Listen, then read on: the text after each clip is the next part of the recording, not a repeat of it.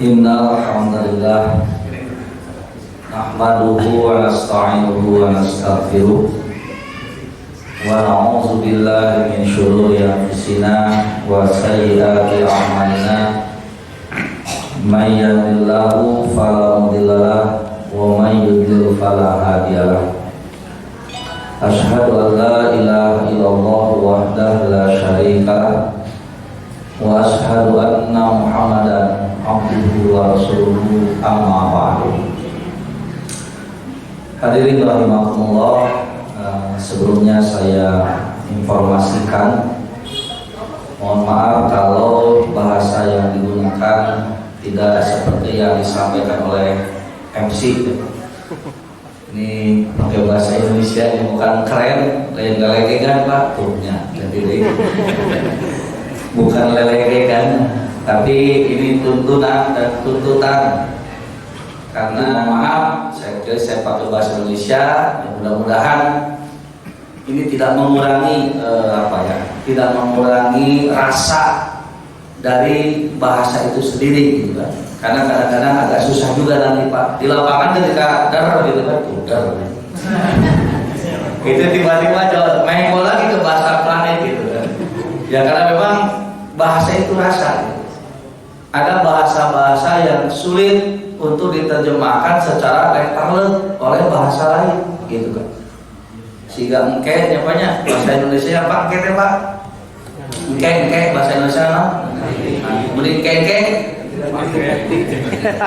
kan dinanti kan ngaco akhirnya. Di engke nanti, di engke malah dinanti mah ditunggu-tunggu. Jadi nong tuh dilambat lah. Ditunda tuh gitu. Nah kalau dipotong ditunda jadi tunda, artinya apa? Tuh makanya agak susah juga nanti. Jadi kalau di lapangan juga ternyata di tengah-tengah penjelasan mengkol lagi ya begitu gitu kan. Tapi kalau bila juga susah terjemahnya. Nah, tetapi satu hal yang penting sebetulnya yang sering saya sampaikan, bahwa ternyata bahasa itu cukup berpengaruh gitu ya Pak, kepada kesimpulan, kepada sikap gitu kan. Seperti tadi menawarkan kupon wakaf dengan menjual kupon wakaf itu kan jadi kesannya ada beda gitu. Jual beli seolah-olah ngamodal kertas untuk dijual, nanti ada zakatnya, kacau aja ya. Nah makanya bahasa itu penting. Nah makanya di dalam Al-Quran ketika Allah mengungkapkan satu perintah itu kadang-kadang menggunakan beberapa bahasa, tidak hanya satu bahasa yang digunakan. Karena kalau hanya menggunakan satu bahasa saja itu kadang-kadang nanti agak bias ataupun kurang jelas pemahaman. Tapi digunakan bahasa-bahasa yang lain yang lebih spesifik untuk menjelaskan perintah itu, nah itu sangat dibutuhkan. Karena nanti ya Bu ya, dengan bahasa-bahasa yang spesifik akan lebih mudah kita untuk apa? Menyimpulkan dan menyikapi apa yang Allah perintahkan. Contoh misalnya, Allah berfirman bahwa khalaqtul jinna wal insa illa liya'budun. Aku tidak menciptakan jin dan manusia kecuali untuk beribadah kepada. Nah, yang ingin saya garis bawahi apa? Itu kata-kata ibadah di sana. Kalau kata-kata ibadah ini tidak dijelaskan lagi dengan kalimat yang lain, maka jangan kaget kalau hari ini ada orang yang seibadahnya tuh kan kalau dalam bahasa Sunda seibadahnya saya lagi kafir. Kan di seibadahnya gitu. Maksud saya orang jadi asal dalam mempersepsikan ibadah. Makanya jangan kaget ada orang yang sesajen gitu kan ke Gunung Kelut, sesajen ke Gunung Merapi, sesajen ke Laut Pangandaran. Itu kalau ditanya sedang apa? Sedang ibadah. Jadi kalimat ibadah ini akhirnya jadi liar kalau kemudian tidak dijelaskan lagi menggunakan kalimat-kalimat yang lain. Makanya ketika Allah mengatakan aku tidak menciptakan jin dan manusia kecuali untuk beribadah kepadaku, nah perlu dijabarkan lagi yang mana yang dimaksud dengan ibadah kepadaku. Nah makanya dalam Al-Quran Allah mengungkapkan dengan beberapa ungkapan supaya kata-kata ibadah ini menjadi apa? Menjadi utuh pemahamannya, tidak kemudian melahirkan persepsi-persepsi lain, persepsi-persepsi liar yang mengikuti hawa nafsu orang yang mempersepsikannya. Nah, seperti di dalam surat Ali Imran ayat 32. Ibadah itu Allah ungkapkan dengan kata-kata taat. Qul, katakan oleh kamu Muhammad, atiullaha war rasul. Taatilah oleh kamu Allah dan Rasulnya.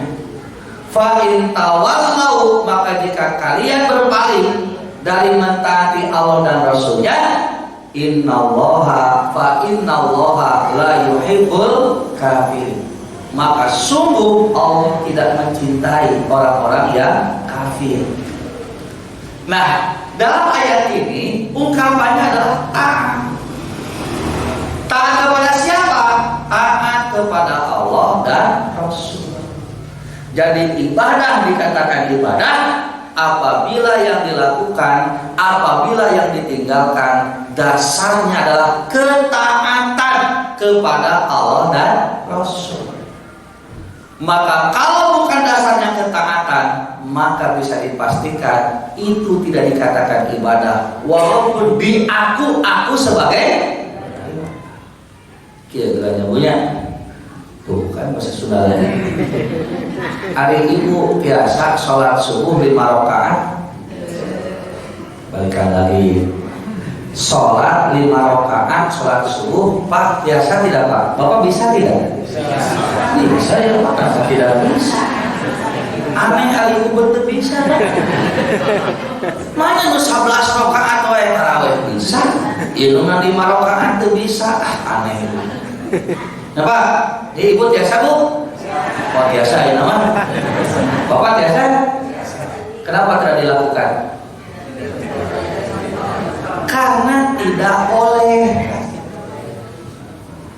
Jadi bukan soal bisa dan tidak bisa, bukan soal suka dan tidak suka ibadah, tapi soalnya boleh dan tidak. Ini aturan namanya.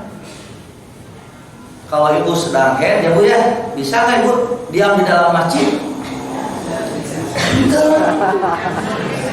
Balikan lagi, ulangi lagi.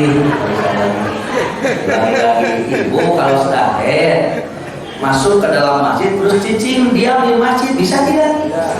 Kenapa tidak bisa? Gampang, tinggal masuk plus, yuk plus, aduh apa ya masuk, duduk aja. Nah itu kan bisa kan? Tapi kenapa ibu tidak melakukannya? Malah cicing di lalu hari di luar pantau besok, kunaon kan? Bukan tidak bisa, tapi tidak boleh. Kenapa tidak boleh? Artinya ada aturan. Makanya beribadah itu kenapa disebut taat? Agar apa yang kita lakukan dan apa yang kita tinggalkan dasarnya jelas. Apa dasarnya? Karena